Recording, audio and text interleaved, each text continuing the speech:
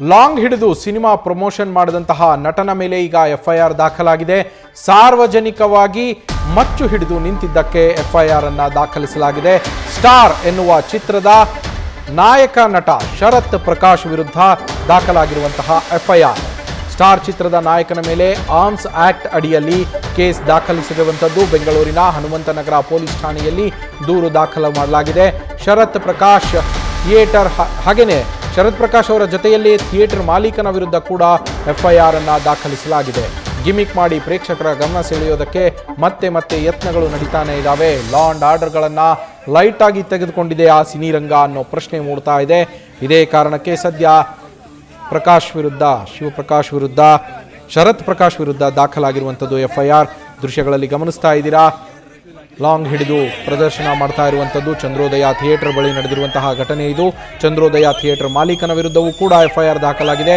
ಹಾಗೆ ನಾಯಕ ನಟ ಶರತ್ ಪ್ರಕಾಶ್ ವಿರುದ್ಧ ಕೂಡ ಗಿಮಿಕ್ಗೆ ಮೊರೆ ಹೋದ ಚಿತ್ರನಾಯಕನ ಮೇಲೆ ಸದ್ಯ ಎಫ್ಐಆರ್ ದಾಖಲಾಗಿರುವಂಥದ್ದು. ಸ್ಟಾರ್ ಚಿತ್ರದ ಪ್ರಮೋಷನ್ನ ವೇಳೆ ಮಾರಕಾಸ್ತ್ರವನ್ನು ಹಿಡಿದು ಪೋಸ್ ಕೊಟ್ಟಿದ್ದ ನಾಯಕ ನಟ ಶರತ್ ಪ್ರಕಾಶ್.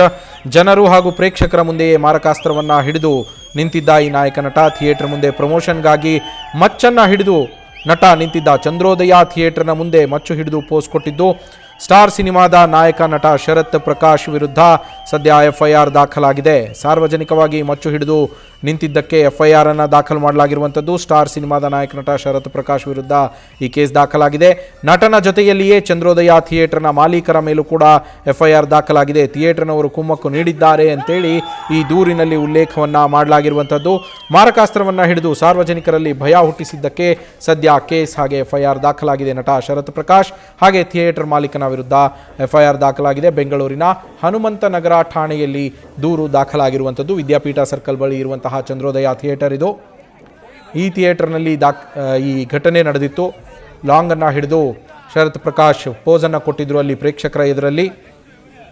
ಸಾರ್ವಜನಿಕರ ಎದುರಲ್ಲಿಯೇ ಈ ಥರ ಲಾಂಗ್ ಅನ್ನು ಹಿಡಿದು ಅವರು ಪೋಸ್ ಕೊಟ್ಟಿದ್ದಕ್ಕೆ ಆಕ್ಷೇಪಗಳು ವ್ಯಕ್ತವಾಗಿದ್ದು ಅದರ ವಿರುದ್ಧ ದೂರು ಕೂಡ ಹನುಮಂತನಗರ ಪೊಲೀಸ್ ಠಾಣೆಯಲ್ಲಿ ದಾಖಲಾಗಿದೆ.